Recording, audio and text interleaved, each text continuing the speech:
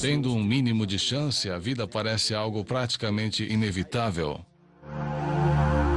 O ET está num planeta em torno de uma estrela como o nosso Sol. Estamos falando de cerca de 10 bilhões de planetas no mínimo, que são como os que estamos encontrando agora e que sabemos devem estar lá fora. Nosso universo é maior do que qualquer um poderia imaginar. É apenas uma questão de tempo até encontrarmos provas de vida extraterrestre. Porém, a ciência nos diz para deixar de procurar homenzinhos verdes. Extraterrestres serão bem mais estranhos do que isso. Para saber o quanto, prepare-se para uma jornada.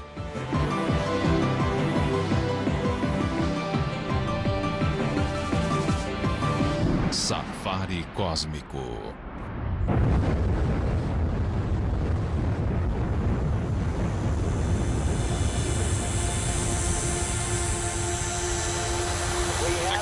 Decolamos!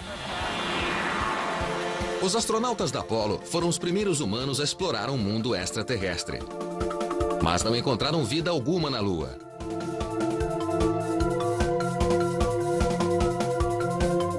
O primeiro lugar a se começar a procurar vida extraterrestre é, na verdade, aqui mesmo, na Terra. A história da vida na Terra contém pistas da possível evolução da vida em outros mundos. Não é preciso ir muito longe para se encontrar criaturas de aparência estranha.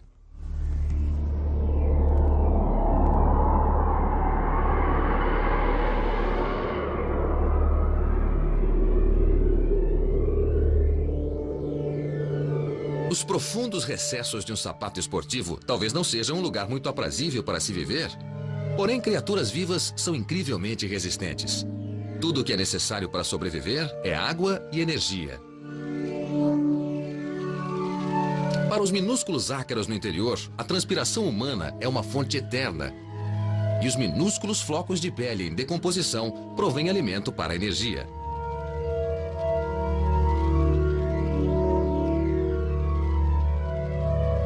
Ácaros como estes, ampliados 1000 vezes, têm tudo de que necessitam para viver dentro de um sapato. Este talvez seja o tipo de criatura que imaginaríamos encontrar em outro planeta. Mas, na verdade, extraterrestres possivelmente aparentam menos vivacidade. Nas proximidades, há um campo de mini cogumelos, fungos com apenas 1/1000º de centímetro de largura. São perfeitamente adaptados para viver sob uma unha do pé. Porém, um olhar mais aproximado revela a existência de vida ainda menor. Bactérias criam um odor exclusivo que convence as pessoas, mesmo sem microscópios, que seus sapatos estão verdadeiramente vivos. Talvez não seja a espécie de extraterrestres que corresponda à nossa expectativa, mas temos de estar preparados para reconhecer a vida em todas as suas diferentes formas. Este é Seth Shostak. Ele é um investigador científico cuja tarefa é rastrear extraterrestres.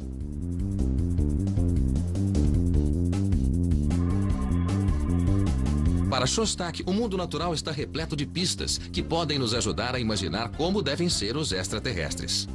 O universo inteiro é construído de algumas maneiras da mesma forma que vemos aqui. Em outras palavras, a física e a química são universais. Sabemos disso, isto não é especulação. Sabemos que as galáxias mais distantes são feitas do mesmo material encontrado aqui mesmo em nosso sistema solar e a física é a mesma. Mas isso não é tudo. Temos todas as razões para acreditar que as regras da evolução são as mesmas, em todo o universo também. Se pretendemos sobreviver, temos de fazer bom uso do que temos disponível. A vida evolui para se adaptar ao meio. O que vemos aqui é apenas a natureza adaptando-se aos vários tipos de meio ambiente que temos em nosso planeta. Nosso planeta é um bocado diversificado. Temos então espécies que preenchem todos os chamados nichos ecológicos, desde esses pequenos paquidermes robustos. Aqui há espaço naturalmente para o maior dos animais, e este é o tamanho máximo que eles atingiram aqui na Terra. Mesmo em ambientes como as profundezas do mar, prevalece a mesma regra. A seleção natural faz com que a natureza gere criaturas que melhor se adaptam. Isto é o melhor que a natureza pode fazer. Então, naturalmente, o que vemos aqui é o resultado do lugar onde foram criados, do jeito que foram. Eles são o produto de seu meio. E é difícil pensar em alguma coisa que não funcione dessa maneira mesmo no mais distante dos planetas. Então, vamos começar fora do planeta Terra. Fora do nosso sistema solar. Vamos levar conosco a ideia da evolução e seleção natural e ver que tipo de extraterrestres encontramos. Atravessando para o extremo oposto da Via Láctea, talvez tenhamos melhor sorte. Cada ponto de luz é uma estrela, como o nosso Sol. Mas naturalmente não encontraremos vida nas próprias estrelas. Se estamos em busca de extraterrestres, temos de checar os planetas orbitando em volta das estrelas, ou mesmo as luas girando em torno desses planetas. Imagine um mundo com mais água do que a Terra. Um planeta em que o mar representa 90% da superfície. E como ele é quase do mesmo tamanho da Terra, sua gravidade equivale à nossa também. Porém, o fato de haver tão pouca Terra significa que a evolução tomou um caminho diferente. Águas rasas são as mais férteis, mas como ela é pouca, as fontes de alimento para qualquer criatura marinha aqui serão poucas e distantes entre si. Então ela terá de viajar grandes distâncias para encontrar comida.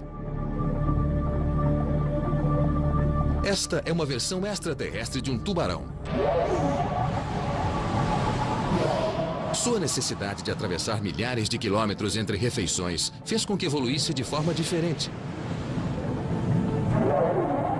As longas e harmoniosas nadadeiras peitorais e as dorsais duplas ajudam a conservar energia à medida que desliza pela água em busca de presas. Porém, a eficiência energética não afetou apenas o formato do tubarão. Quando se trata de comportamento de caça, estes tubarões aprenderam que é mais eficaz trabalhar em dupla. Eles se comunicam por ultrassom, produzindo um barulho tão alto que atordoam e confundem sua presa, tornando possível capturar um cardume inteiro.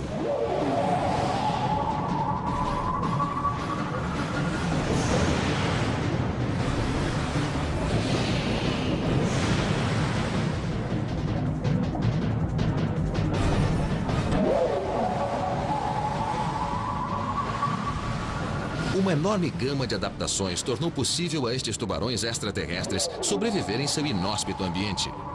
A evolução se aplica aqui tanto quanto na Terra.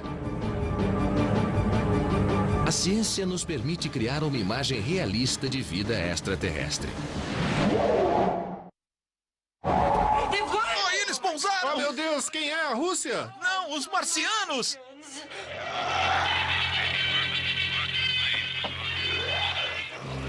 É uma coisa horrível, todo esverdeado por fora.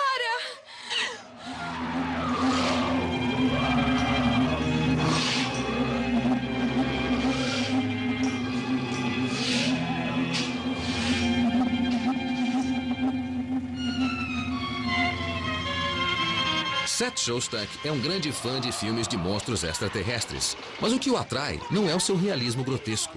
Os ETs dos filmes são provavelmente baseados nos próprios medos, fantasias e fobias humanas. Vamos! Sim, é verdade. Estes ETs aqui supostamente são de um outro planeta, mas se parecem demais com um sujeito qualquer com um probleminha de pele.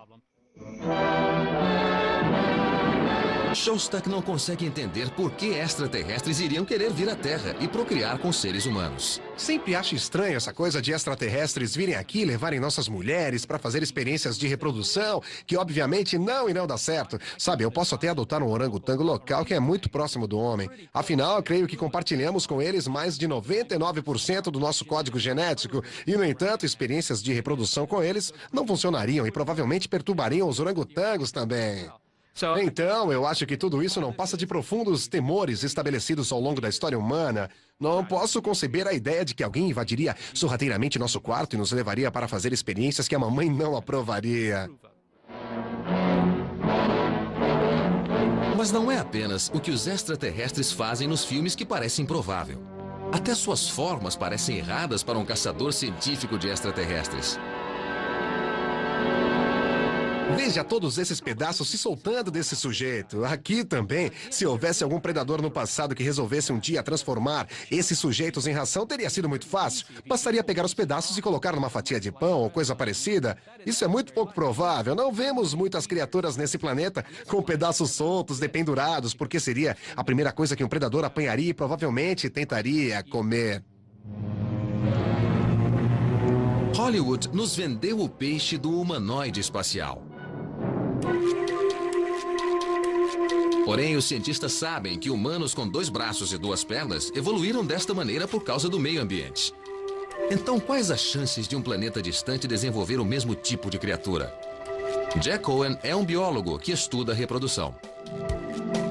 Uma vez que temos uma evolução sobre a qual sabemos cada vez mais, podemos nos perguntar, caso tivesse começado diferente desde o princípio, se repassássemos a evolução pela Terra, que tipo de coisas aconteceriam de novo e que tipo de coisas não voltariam a acontecer? Em nosso planeta, certas características ocorreram repetidas vezes em criaturas diferentes. Uma vasta gama de animais desenvolveu isoladamente olhos, membros e pele para conter juntos órgãos. Os cientistas acham que os extraterrestres compartilharão conosco as mesmas características. Porém, outras, como penas ou mãos com 5 dedos, talvez sejam caprichos da natureza exclusiva da Terra. Os cientistas acreditam que estas características específicas não serão encontradas em outros planetas. Má notícia para quem esperava encontrar homenzinhos verdes de Marte. E a questão dos homenzinhos verdes aparentemente encontrados em discos voadores vindos de outros planetas? Eu não acredito neles. Não porque sejam pequenos ou porque sejam verdes, uma vez que ambos são possíveis, mas eles certamente não poderiam ser homens. Não importa quão longe nos aventuremos do espaço, nós provavelmente não encontraremos extraterrestres que se pareçam conosco. Porém, muitos cientistas acreditam que existe vida lá fora, e a busca para encontrá-la já está bastante adiantada.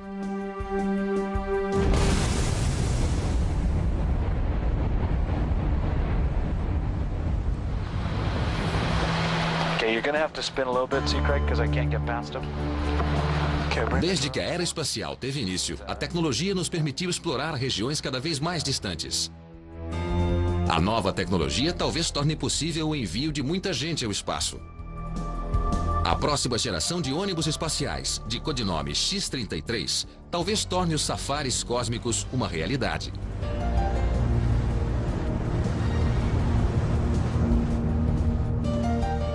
Tudo é feito para se reduzir o peso da espaçonave, para torná-la leve o bastante para ser lançada por um foguete de estágio único, porém grande o suficiente para transportar os blocos de construção de uma estação orbital. Haverá espaço habitacional e atracadouro para veículos espaciais. Um posto avançado rumo às estrelas. Os projetistas esperam que a estação espacial possa operar durante 20 anos, tempo suficiente para o lançamento de missões no espaço profundo e para darem os primeiros passos na criação do safari cósmico para toda a humanidade. Estamos a caminho, Houston. Ok, podemos seguir. Está vendo agora um declive? Sim, vamos lá. Porém, mesmo com tecnologia espacial, ainda existem regiões do nosso próprio mundo que são tão hostis que nunca as poderemos visitar numa missão tripulada. Ao largo da costa californiana, cientistas do Aquário da Baía de Monterey realizam sua própria caçada extraterrestre. Rumam para o fundo do Pacífico, mais de 1,5 km de profundidade. Mas terão de confiar em robôs para realizarem os mergulhos. A pressão no fundo é de mais de 300 vezes a da superfície. Um ser humano morreria a tal profundidade. Porém, algumas criaturas singulares vivem lá. Direto para baixo agora, Pronto, viu? mais um pouco. Acho que já dá. Aguenta aí. Estamos todos familiarizados com os golfinhos, mas à medida que o submarino mergulha nas profundezas, a pressão aumenta. Fica escuro e frio e a vida fica cada vez mais irreconhecível. Ed Seidel é o primeiro biólogo do Aquário da Baía de Monterey. Ok. Estamos à procura de uma espécie de pólipos marinhos que até agora vimos somente uma vez, o chamado monkey tail. É um animal com uma aparência realmente interessante. Tem cerca de 30 a 60 centímetros de altura, forma uma grande espiral, um grande pólipo comedor gigante. Ele é bem diferente dos outros pólipos marinhos que já vimos antes. Nunca o vimos antes aqui na Bahia. Com cerca de 1,5 km de profundidade, as plantas começam a desaparecer. A vegetação precisa de luz solar para produzir energia. E como os raios solares não atingem estas profundezas, não há ocorrência de fotossíntese. Estas talvez sejam as condições que poderão ser encontradas em mares extraterrestres. É possível que um dia estejamos operando um submarino de controle remoto como este, sob um oceano extraterrestre, coletando amostras de vida extraterrestre. Lá está o fundo. Lá vamos nós. Ok. Está vendo que existe um declive? Sim, vamos dar uma volta e ver o que encontramos. Captou isso, Bill? Sim, entendido. Que diabo é aquilo? Não sei. Posso chegar mais perto, Craig? Claro, é isso aí. No de Branquil? Isso talvez seja o Monkey Tail. O que acham? Acho que é isso aí. De acordo. Vamos arriscar. Talvez não se pareça muito com o rabo de macaco, como o nome sugere. Nem mesmo seja muito exótico, porém é um achado muito raro e levá-lo à superfície será a primeira vez. Cada movimento feito pelo piloto na sala de controle é reproduzido pelo robô 1,5 km abaixo. É um trabalho delicado. O pólipo marinho Monkey Tail é uma criatura delicada e, às vezes, o robô desconhece a sua própria força. Esse já pegamos. Ele está mexendo as mandíbulas. Está mexendo as Valeu, mandíbulas. bom trabalho. A missão é um sucesso. Isso, bela coleta. Ok, mostre mais a caixa. Caixa se abrindo. O que é exótico nessas colônias marinhas é que são, na verdade, várias criaturas vivendo juntas. Um grupo de organismos chamados pólipos. Trata-se de uma forma de vida incomum para se ter em mente quando navegarmos por mares extraterrestres. Vamos procurar mais. Mas o mais incrível é que este pólipo, sendo uma criatura da Terra, é, na verdade, relacionada ao homem. O elo entre eles é a evolução. Se todas as criaturas da Terra evoluíram de um mesmo antigo ancestral, então somos todos aparentados, não importa quão distantes. Jack Farmer é um astrobiólogo que veio ao Parque Yellowstone para estudar formas de vida primitiva nas fontes termais. Aqui perto da borda do respirador existem uns filamentos róseos, formas bonitas que podemos ver com relativa facilidade a olho nu. E quando examinamos sua composição genética e a comparamos com a de outros organismos neste meio ambiente, descobrimos que eles são as coisas mais primitivas que conhecemos até agora no planeta Terra. Quando olhamos para aqueles filamentos róseos, talvez estejamos vendo algo próximo do último ancestral comum de toda a vida na Terra. Então toda a vida na Terra evoluiu de algo como estes filamentos róseos. Mas o que veio antes deles? A maior parte dos elementos necessários à vida está borbulhando bem aqui. São necessários 3 ingredientes. A mistura certa de elementos químicos carboníferos, água e energia.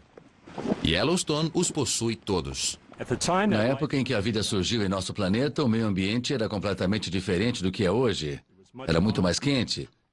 Provavelmente um vulcão entrava em erupção a todo instante, havia índices altíssimos de ondas de calor. Era também um lugar perigoso para se habitar porque asteroides dos grandes chocavam-se contra a Terra com relativa regularidade. Então, em termos de surgimento da vida, ela surgiu, na verdade, num meio ambiente que nós consideraríamos hostil. É difícil imaginar um ambiente mais radical do que o Parque Yellowstone. Porém, existe a possibilidade de que em algum lugar do cosmos exista um lugar exatamente assim, pronto para gerar vida. Mas precisará de mais do que apenas elementos químicos certos e água para começar. Dar início à vida requer um catalisador.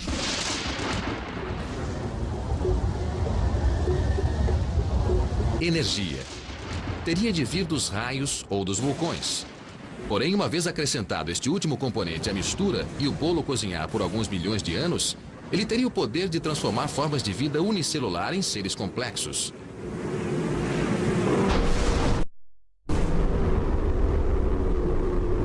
Os raios provavelmente deflagraram as reações químicas que geraram a vida na Terra. E não há nenhuma razão para acharmos que não poderia ocorrer de novo, em outra parte. Quando olhamos o céu noturno, retornamos no tempo. As distâncias no universo são tão vastas que a luz requer milhões de anos para chegar até nós.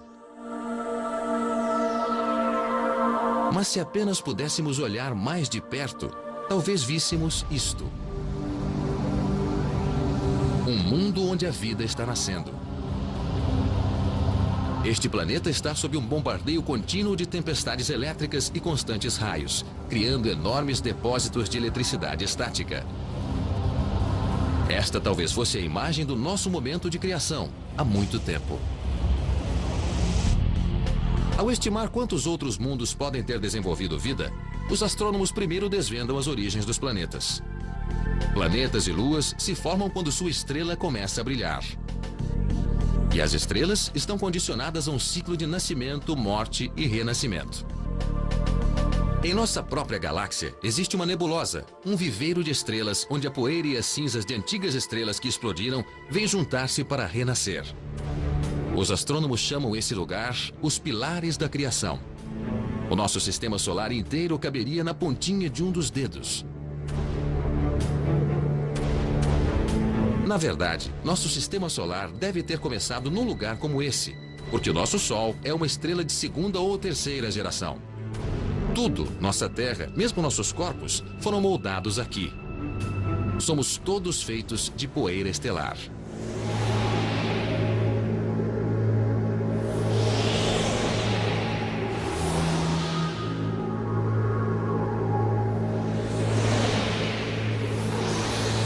Todos os planetas do Sistema Solar são constituídos do mesmo material básico da Terra. No entanto, hoje apenas na Terra prolifera a vida. Isto porque nosso mundo está à distância exata do Sol para a água se manter líquida. Se estivéssemos mais perto ou mais longe, as coisas seriam muito diferentes. Imagine o que aconteceria se mudássemos a Terra de lugar um pouquinho. É incrível a diferença que uns poucos milhões de quilômetros podem fazer.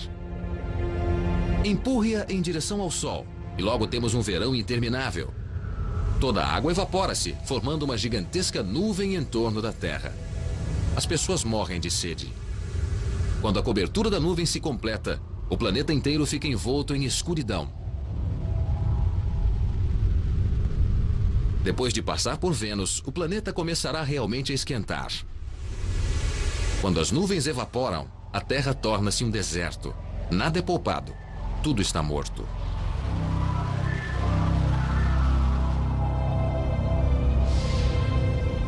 Então vamos de volta, na direção contrária, afastando-nos do Sol. A temperatura esfria. Ao passarmos por Marte, os rios congelam. Os oceanos congelam. Tudo congela.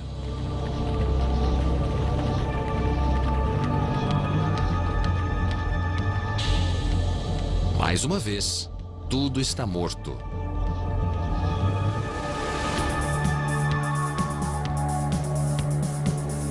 Poderíamos naturalmente produzir nossa própria água.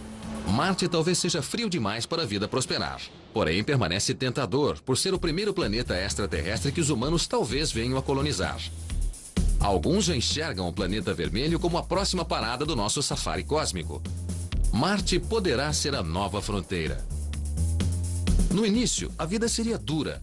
Porém, gradualmente as famílias poderiam mudar para lá e até nascer lá. Lavouras poderiam alimentar as crescentes cidades marcianas, cultivadas geneticamente, de modo a se obter o máximo do solo e das condições marcianas climatizadas. Talvez, por fim, os engenheiros planetários pudessem criar em Marte sua própria atmosfera para que as plantas pudessem crescer no exterior. Porém, neste momento, não conseguimos nem criar um mundo interior artificial autossuficiente. Tudo isto apenas realça o quão extraordinário é o fato da vida ter se desenvolvido naturalmente e por si só em nosso mundo. A vida é incrivelmente resistente. Uma viagem de volta às fontes ferventes do Parque Yellowstone comprova isto. Se algo consegue sobreviver aqui, talvez alguma coisa possa viver em Marte.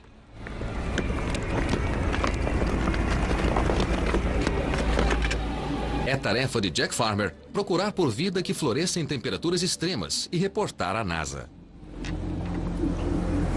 Estes ambientes aqui são realmente quentes. Eles variam do ponto de ebulição da água e acima até temperaturas normais.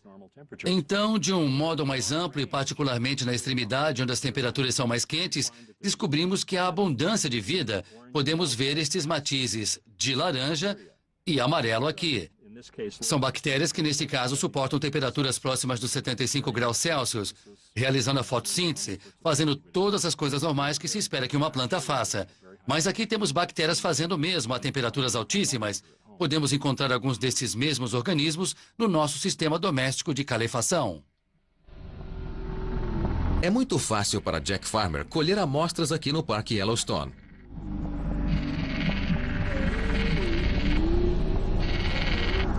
Mas o próximo desafio da NASA é coletar uma amostra como esta num mundo a milhões de quilômetros de distância.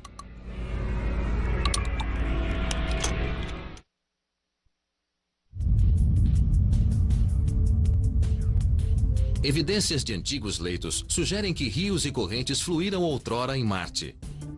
Especialistas argumentam que boa parte dessa água talvez esteja agora congelada, com camadas sólidas de dióxido de carbono nas calotas polares de Marte.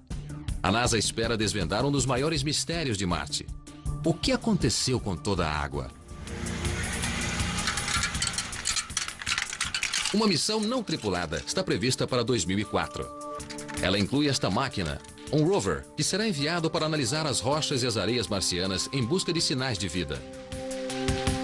O rover será capaz de retransmitir de volta para a Terra sinais do que estiver vendo. Porém, a distância é tão grande que não faz sentido a NASA tentar operar uma máquina por controle remoto. Os sinais de rádio demoram mais de 4 minutos, lento demais para evitar uma catástrofe caso algo aconteça. O rover terá de pensar por si próprio enquanto escava em busca de evidências. Este rover tem um braço que pode escavar o solo ou enterrar um instrumento. Possui também um outro braço, mais comprido, que é capaz de erguer bem alto instrumentos como se faz com um periscópio, para que possamos olhar o terreno em volta. Ou ele pode esticar o braço para mais longe e instalar um instrumento no solo. Missões tripuladas estão previstas, mas não antes de pelo menos 2015. Enquanto isso, as fotos coloridas do rover, tiradas em diferentes comprimentos de ondas de luz, talvez possam nos dar os primeiros vislumbres de vida em Marte. Se houver vida, serão minúsculos insetos. Porém, é mais provável que o rover desenterre fósseis deixados por espécies extintas. Parece que Marte jamais pôde desenvolver vida complexa devido ao frio intenso. Mas ainda é possível imaginar o que teria acontecido a Marte se as coisas tivessem sido diferentes.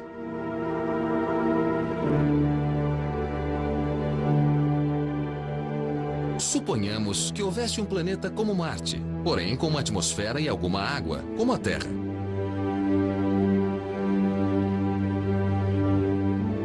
Um lugar do tamanho de Marte, metade do tamanho da Terra. Um planeta tão pequeno teria uma gravidade muito baixa, o que certamente afetaria suas formas de vida de modos singulares. Empregando-se as ciências conhecidas do universo e seguindo as leis cósmicas da evolução, podemos criar uma visão desse mundo de extraterrestres.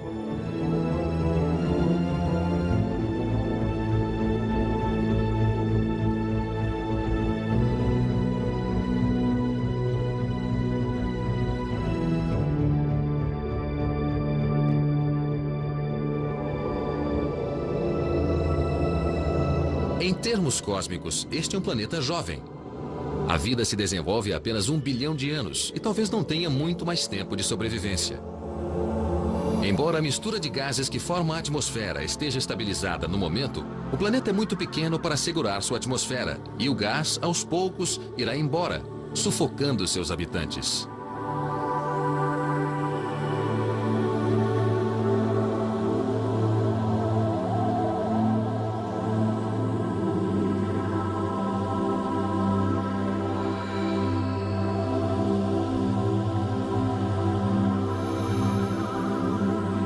O planeta está recoberto de bactérias, exatamente como as que esperamos encontrar em Marte.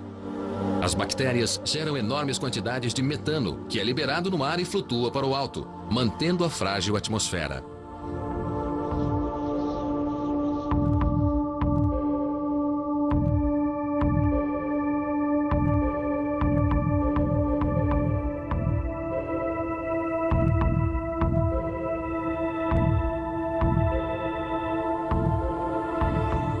Todo um ecossistema de criaturas desenvolveu-se em decorrência dessas bactérias.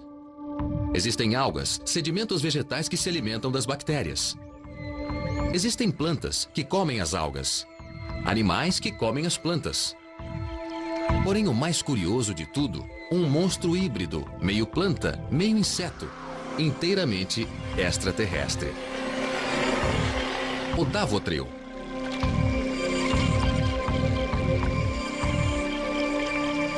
O Davotril é o rei do planeta. Com mais de 1 metro de altura, domina tudo. É constituído como um inseto terrestre. Porém, a baixa gravidade do planeta permitiu-lhe atingir essas proporções monstruosas. A gravidade relativamente elevada da Terra é parcialmente o que mantém nossos insetos pequenos.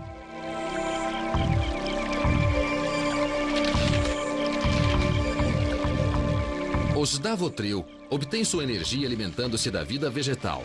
Porém, a fonte de alimento não é suficiente para sustentá-los. Felizmente, esta criatura é apenas meio inseto. Suas asas também são plantas vivas, plantas que absorvem energia diretamente do Sol através da fotossíntese.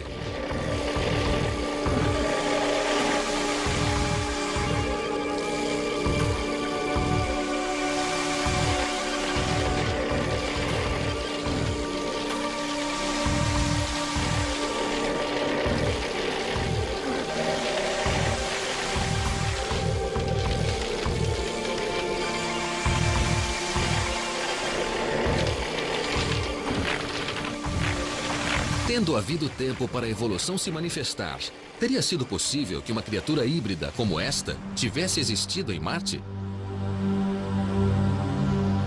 As respostas de como a vida teria evoluído no planeta vermelho podem muito bem estar contidas dentro de rochas desprendidas de Marte e que, neste momento, estão cortando o espaço numa rota de colisão com a Terra.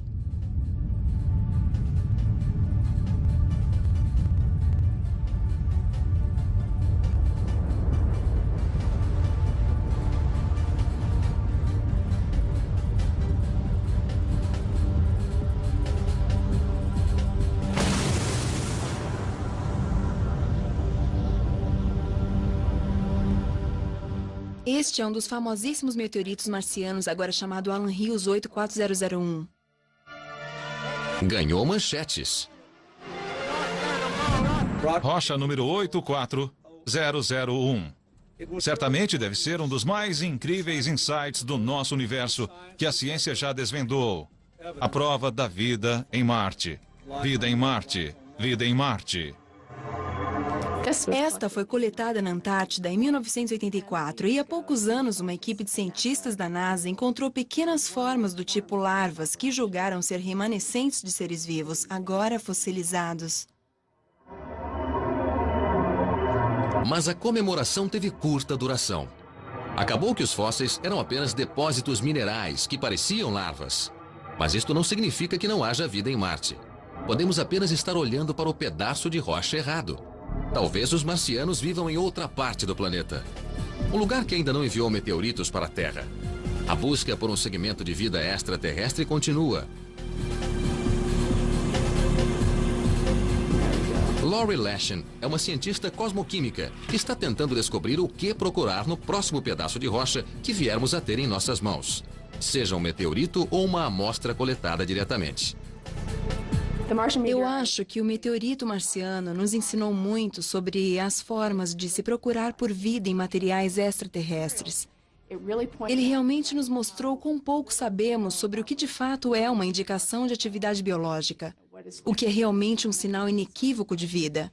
E este foi o resultado maior de toda essa controvérsia sobre o meteorito marciano. Obrigou-nos a todos a nos posicionarmos melhor diante do que viermos a ver. Já que sabemos que teremos amostras de Marte no retorno da espaçonave que para lá enviarmos nos próximos 10 anos, a primeira pergunta será, bem, há evidência de vida ou não? Parece que existe uma esquerda. Sim, deve haver. E depois haver. moveu-se. A maioria dos meteoros não vem de Marte, mas de um cinturão de asteroides entre Marte e Júpiter. Chuvas de pedras são lançadas através do sistema solar, muitas das quais acabam rumando direto para a Terra.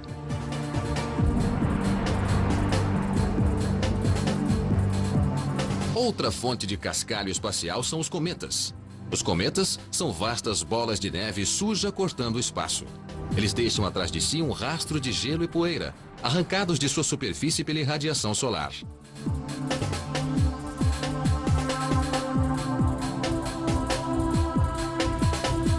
Quando um cometa passa perto da Terra, um rastro de poeira espacial salpica a nossa atmosfera, resultando num incrível espetáculo no céu noturno.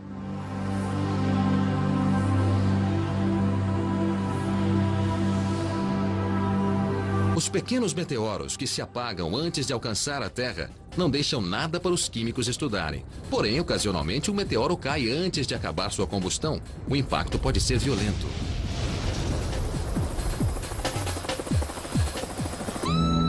Há muitos meteoros que sobreviveram após sua colisão com a Terra. E alguns deles contêm algo fascinante. Não propriamente comprovação de vida, porém, a própria construção de segmentos da vida. Levanta a possibilidade de que meteoritos possam ter plantado a semente da vida na Terra. Existem muitas ideias sobre meteoritos terem trazido, quer sejam segmentos da vida ou a própria vida aos primórdios da Terra, e há boas razões para isto. Meteoritos como este, chamado Murchison, está repleto de matéria orgânica. E quando observamos esses materiais carboníferos de perto, encontramos coisas como aminoácidos, que são a base das proteínas. Quero dizer, essas são as moléculas precursoras da vida na Terra. Então, se esta teoria for verdadeira e tiver havido vida em Marte, um meteorito poderia ter sido o catalisador da vida na Terra. Sendo assim, os ancestrais da raça humana teriam sido de outro planeta. Então, se sementes de vida estão voando por todo o sistema solar, onde mais a vida extraterrestre estaria escondida? Teria de ser em algum lugar que tivesse água.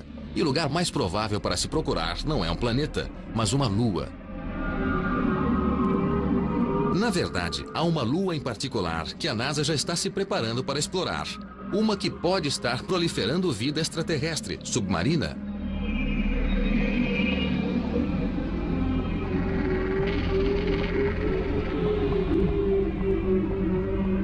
Europa é uma das 4 grandes luas orbitando Júpiter. Diferente da nossa própria lua, que é literalmente uma rocha morta, Europa talvez esteja nadando em vida. Este é um mundo quase do tamanho da Terra, e à primeira vista aparenta ser uma gigantesca bola de gelo. Porém, fotografias da sonda Galileu da NASA mostram uma superfície coberta de rachaduras. Elas sugerem que a Lua não é feita de gelo sólido, mas de camadas flutuantes de placas de gelo maciço, deslocando-se e rachando com o movimento do vasto e escuro oceano oculto, muitos quilômetros abaixo. Deve ser gelado, mas se for líquido, poderá abrigar uma variedade de vida. Por ora, qualquer vida em Europa estaria confinada ao oceano abaixo do gelo. Mas se deixarmos a evolução executar sua mágica durante alguns bilhões de anos, então talvez alguns intrépidos europanos consigam galgar através do gelo e estabelecer morada na superfície. Teríamos então um mundo de monstros do gelo. Vamos avançar alguns milhões de anos e ver o que poderia acontecer em Europa. Que tipo de vida se desenvolveria sobre um mundo de gelo? Este planeta está perpetuamente aprisionado na era glacial. É uma nevasca de grandes proporções o ano inteiro, bem desolador para nós humanos. Não duraríamos mais que alguns minutos. Porém, bolsões de vida podem sobreviver devido a pequenas poças de água em torno de respiradouros térmicos. É um pouco como o Parque Yellowstone no inverno, um vasto campo de neve pontilhado de fontes termais. A sobrevivência aqui depende de se conseguir manter-se aquecido. Para viver nestas temperaturas, esta antiga criatura desenvolveu técnicas especiais de conservação de calor e energia. É bem mais fácil manter-se aquecido quando se é grande. Então, pode parecer um tatu, mas na verdade é do tamanho de um elefante.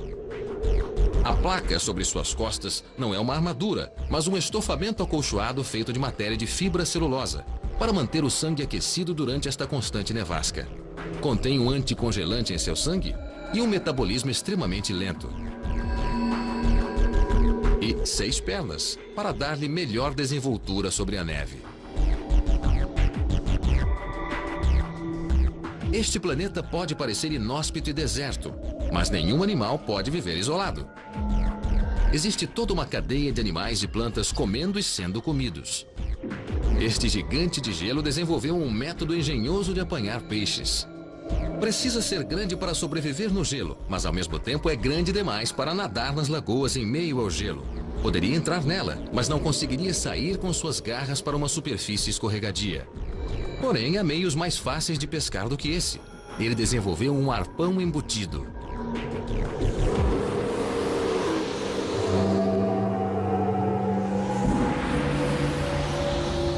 Vamos deixar esta visão futurística de Europa e retornar aos dias de hoje. Talvez não tenhamos de esperar muito para saber que tipo de vida se esconde nesta lua extraterrestre. os cientistas já estão preparando a primeira expedição.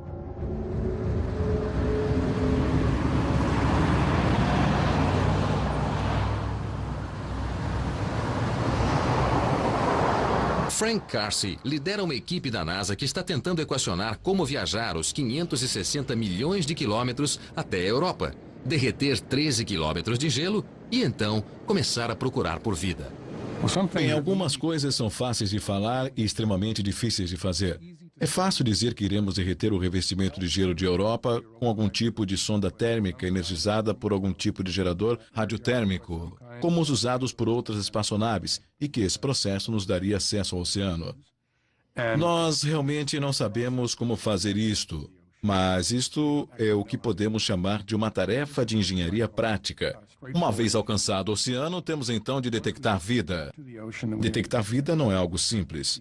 Não esperamos encontrar peixes. Não sabemos, não temos razões para acreditar que iremos encontrar bactérias reconhecíveis. Então, ficamos diante de um dilema científico que está sendo estudado por centenas de cientistas em todo o mundo. Como definir e detectar vida? É muito provável que o nosso primeiro encontro extraterrestre seja com criaturas do gelo. Talvez não do tamanho do gigante de gelo, mas talvez já existam extraterrestres do gelo em Europa. Para saber ao certo, alguns cientistas já estão trabalhando numa simulação de Europa na parte inferior da Terra. Vários quilômetros debaixo dessas vastidões da Antártida, cientistas já encontraram um incrível lago soterrado, o Lago Vostok. É um dos 5 maiores lagos do mundo, porém, permanece totalmente inexplorado. Ele pode ter ficado completamente isolado pelo gelo do resto da evolução do mundo por até 20 milhões de anos. E assim como a Europa, ainda não se conhece quais segredos se ocultam nos profundos abismos do Lago Vostok.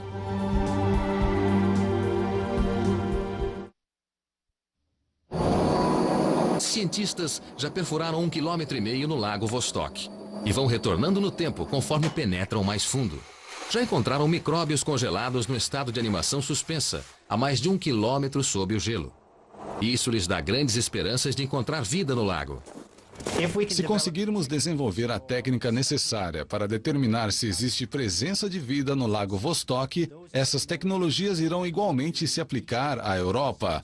E Vostok deve ser considerado um campo de teste tecnológico no que se refere à NASA. Porém, a questão permanece. O que esperam encontrar debaixo de todo aquele gelo?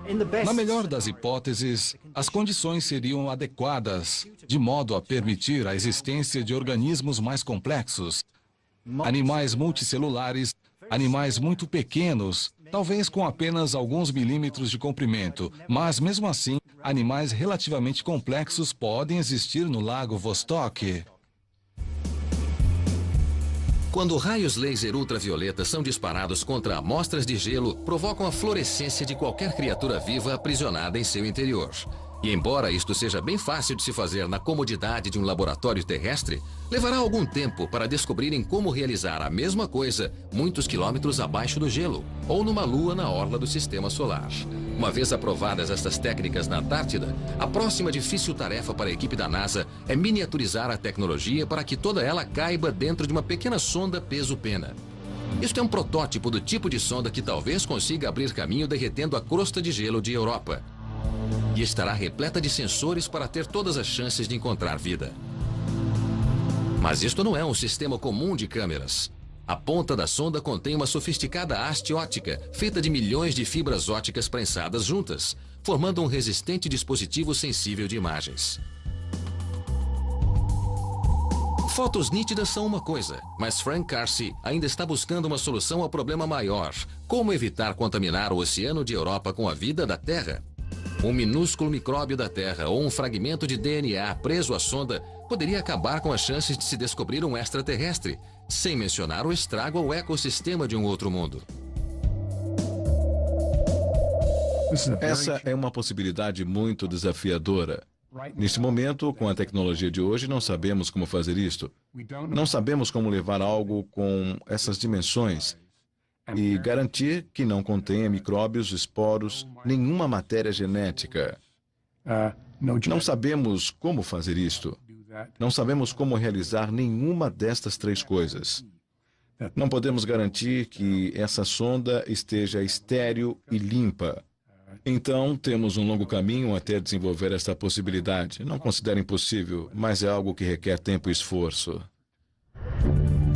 Talvez leve uns 20 anos para a missão para a Europa se realizar. Frank Kelsey e sua equipe estão confiantes de que um dia será possível explorar o nosso sistema solar completamente e descobrir o que é realmente a vida extraterrestre no espaço próximo. Porém, isto é apenas o nosso sistema solar. Existe todo um universo ainda a ser explorado pelo nosso safari cósmico.